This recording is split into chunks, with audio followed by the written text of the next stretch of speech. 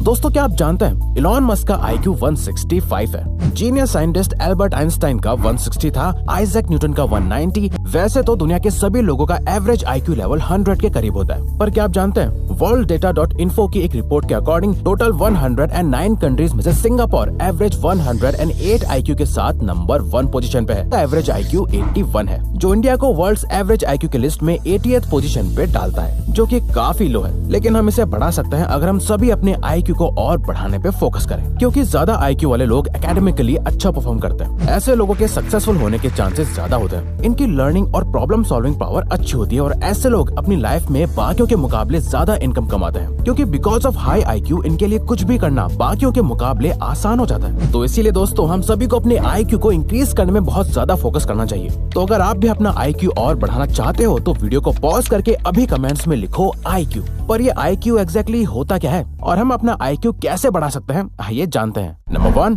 What is IQ and how to calculate and increase your IQ। IQ का मतलब होता है इंटेलिजेंट कोशेंट। ये एक नंबर होता है जो ये दिखाता है कि आपकी इंटेलिजेंस का लेवल क्या है। यहाँ इंटेलिजेंस से हमारा मतलब ये नहीं है कि आप कितना याद रख सकते हो या आपके पास कितनी ज्यादा नॉलेज है, बल्कि इंटेलिजेंस का रियल मीनिंग होता है आपकी नई इन्फॉर्मेशन को सीखने की कैपेसिटी, प्लस उस इन्फॉर्मेशन को दिमाग में होल्ड करके रखना और फिर उस नई नॉलेज का यूज करके किसी प्रॉब्लम को सॉल्व करना या उससे कुछ नया सीखने के लिए फाउंडेशन की तरह यूज करना। लेकिन हम कैसे पता लगा सकते हैं कि हमारा IQ कितना है? तो इसके लिए एक सिंपल IQ टेस्ट फॉर्मूला है MA/CA मल्टीप्लाइड बाय 100, जहाँ MA का मतलब है मेंटल एज, यानी मेंटली आपकी उम्र कितनी है। कुछ लोग अपनी उम्र के हिसाब से मेंटली काफी मैच्योर होते हैं, वहीं कई बड़े लोगों का दिमाग बच्चा ही रहता है, जैसा कि आपने कोई मिल गया में ऋतिक रोशन को देखा होगा। वहीं CA का मतलब होता है क्रोनोलॉजिकल एज, जो हमारी नॉर्मल बर्थडे एज होती है। पहले के टाइम पर ऐसा माना जाता था कि जब इंसान अपनी अडल्ट एज में पहुंच जाता है तो ह्यूमन ब्रेन की इंटेलेक्चुअल कैपेसिटी और IQ फिक्स्ड हो जाती है। पर टाइम टू टाइम इस टॉपिक पर कई रिसर्च की जा चुकी है और हर बार साइंस ने ये प्रूव करा है और न्यूरोप्लास्टिसिटी इस बात का सबूत भी है कि इंसान चाहे तो अपनी इंटेलिजेंस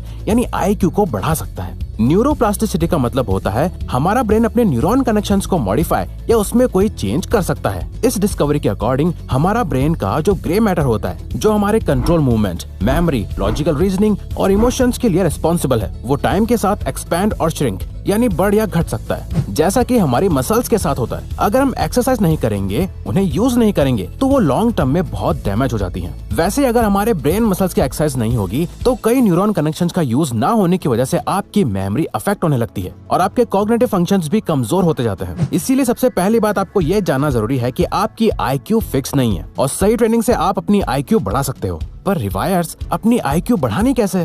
वेल, IQ कभी एक रात में नहीं बढ़ती। जैसे आप कुछ दिनों में ही अच्छी बॉडी नहीं बना सकते हैं, वैसे ही अपने ब्रेन मसल्स को स्ट्रॉन्ग करने के लिए आपको बहुत टाइम तक कंसिस्टेंटली प्रैक्टिस करते रहना बहुत जरूरी है। प्रैक्टिसेस जैसे number 2, expand your imagination using all 5 senses. दोस्तों आज के टाइम पे जो सबसे ज्यादा बड़ी प्रॉब्लम हम सभी फेस कर रहे हैं वो ये है कि हम हमेशा डिजिटल और विजुअल चीजों को टीवी, लैपटॉप या फोन में देख देख के अब हमें ज्यादा इमेजिनेशन या माइंड में विजुअलाइज नहीं करना पड़ता। सब कुछ हमारी आंखों के सामने अपने आप होने लगता है। हमें ज्यादा सोचना नहीं पड़ता, जिससे हमारी इमेजिनेशन और विजुअलाइज करने की आदत और पावर कम होती जा रही है। न्यूरोप्लास्टिसिटी की रिसर्च में देखा गया है कि हमारे 5 सेंसेस हमारी मेमोरी और कॉग्निटिव फंक्शन से डायरेक्टली कनेक्टेड है। इसीलिए ये एक्सरसाइज आपके 5 सेंसेस को ट्रिगर करके आपकी IQ को इंक्रीज करने में हेल्प करती है। आपको करना यह है कि आपको दिन में सपने देखने। अब इससे हमारा मतलब है कि जैसे आप रात में सोते हुए जब सपने देखते हो तो आपके सारे सेंसेस एक्टिव होते हैं, आपको सब कुछ असली लग रहा होता है। वही सेम चीज आपको दिन में कॉन्शियसली करनी है। किसी भी चीज को इमेजिन करो और अपने 5 सेंसेस से उसे एक्सपीरियंस करने की कोशिश करो। आप कुछ भी सोच सकते हो, अपनी सक्सेस को विजुअलाइज कर सकते हो या अपने आइडिया को सच होते हुए देख सकते हो,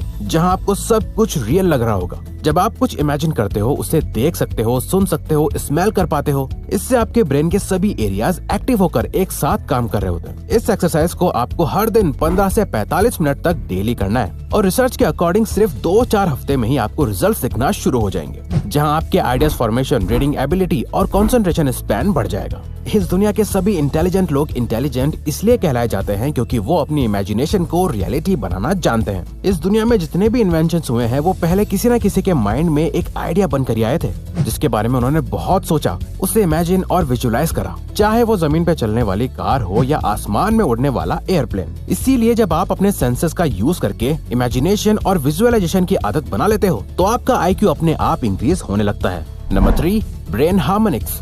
दोस्तों, आपने YouTube पे स्टडी म्यूजिक, मेडिटेशन म्यूजिक और ब्रेन पावर इंक्रीज करने जैसे म्यूजिक वीडियोस कभी न कभी देखे होंगे, जिन्हें ब्रेन हार्मोनिक्स या बाइनॉरल बीट्स भी कहा जाता है। पर क्या ये एक्चुअल में काम करते हैं? Well, association for applied psychophysiology and biofeedback के न्यूरोफीडबैक डिवीजन के फॉर्मर प्रेसिडेंट सिगफ्रीड ऑथमर ने एक ब्रेन वेव ट्रेनिंग एक्सपेरिमेंट करा था, जहां उन्होंने अपने पार्टिसिपेंट्स को डिफरेंट वेवलेंथ्स को कंबाइन करा हुआ म्यूजिक सुनते हुए रेगुलरली मेडिटेट करने को कहा। जिसके बाद ये देखा गया कि जिन लोगों ने ब्रेन हार्मोनिक्स का यूज करके मेडिटेशन करा था, उन सभी के एवरेज IQ में 23% का इंक्रीज हुआ था। दोस्तों, हमारा ब्रेन 2 हिस्सों में डिवाइडेड है, जो अलग अलग तरह से काम करता है। ब्रेन हार्मोनिक्स में कुछ साउंड्स को ऐसे डिजाइन करा जाता है जिसे सुनकर आपके ब्रेन के दोनों पार्ट एक साथ सिंक हो जाते हैं, जिससे हमारे ब्रेन में कई चेंजेस आते हैं। आपके न्यूरॉन कनेक्शन स्ट्रॉन्ग हो जाते हैं और आपका IQ भी इंक्रीज होने लगता है। इसे करने के लिए आपको हफ्ते में कम से कम 4 दिन रेगुलरली 30 मिनट के लिए ऐसे साउंड्स को सुनना है, जिसे सुनते हुए आप चाहो तो मेडिटेशन कर सकते हो, स्टडी या कोई प्रॉब्लम और आइडिया पे काम कर सकते हो, जो आपकी कंसंट्रेशन, मेमोरी और ब्रेन पावर को बढ़ाएगा। Number 4, do something new and creative daily. American psychologist Richard J Haier ये देखना चाह रहे थे कि अगर ह्यूमन ब्रेन को किसी नॉवल यानी नई एक्टिविटीज में पार्टिसिपेट कराया जाए जो उसने पहले कभी एक्सपीरियंस ना करी हो, तो उस दौरान ब्रेन में किस तरह के चेंजेस आते हैं। जिसके लिए उन्होंने टेट्रिस गेम को एक नॉवल एक्टिविटी की तरह लिया, जहां उन्होंने ये वीडियो गेम उन लोगों को खिलाया जिन्होंने कभी अपनी लाइफ में ऐसा कुछ नहीं खेला था।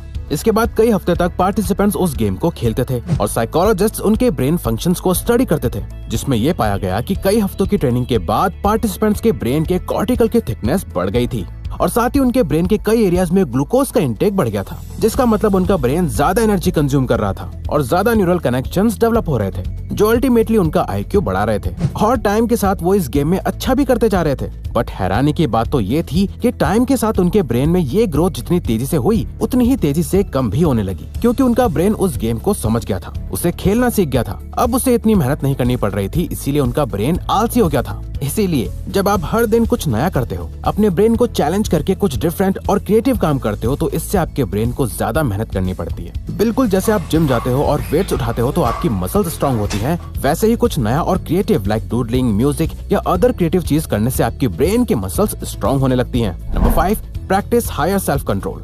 सेल्फ कंट्रोल और इंटेलिजेंस आपस में बहुत ज्यादा कनेक्टेड है और अपने ऊपर कंट्रोल रखने से आप अपना IQ इंक्रीज कर सकते हो। 2009 की येल स्टडी में पार्टिसिपेंट्स को एक IQ टेस्ट करने को दिया और उन्हें ऑप्शन दिया कि इस IQ टेस्ट के बदले उन्हें रिवॉर्ड मनी दी जाएगी, पर उनके पास ऑप्शन था कि वो IQ टेस्ट देने के बाद इमीडिएटली ये रिवॉर्ड ले सकते थे या फिर वेट करके बाद में ले सकते थे। अब जिन लोगों ने अपने रिवॉर्ड्स के लिए वेट करा, उन लोगों के IQ टेस्ट में बाकियों से हाई स्कोर्स थे, जिससे एक्सपर्ट्स ने ये कंक्लूड करा कि जो लोग इम्पल्सिव डिसीजंस को रोक पाते हैं और खुद के इमोशंस और एक्शंस पर अच्छे से कंट्रोल रखते हैं, वो मेंटली भी ज्यादा इंटेलिजेंट होते हैं। अमेरिकन ऑथर मारिया मैंस कहती हैं, the sign of an intelligent people is their ability to control their emotions by the application of reason. यानी हायर IQ का मतलब अपने माइंड और इमोशंस को फुल कंट्रोल में रखना होता है। अगर आपको पता है कि आपके लिए कुछ गलत है, फिर चाहे आपके आसपास के लोग आपको कितना भी फोर्स क्यों ना करे, आप कभी उस काम में शामिल नहीं होते। आपका अपने ऊपर बहुत स्ट्रॉन्ग सेल्फ कंट्रोल है, यानी कहीं ना कहीं आपके इंटेलिजेंस को ये बढ़ाता है। इसीलिए हायर सेल्फ कंट्रोल को प्रैक्टिस करने से आप अपने IQ को भी बढ़ा सकते हो। तो अगर आपको ये वीडियो अच्छी लगी तो वीडियो को लाइक और सब्सक्राइब बटन पे क्लिक करके इस चैनल को सपोर्ट करो और हाँ, बेल नोटिफिकेशन ऑन कर लीजिएगा ताकि आप आने वाली वीडियोस मिस ना कर पाओ। Thank you for watching.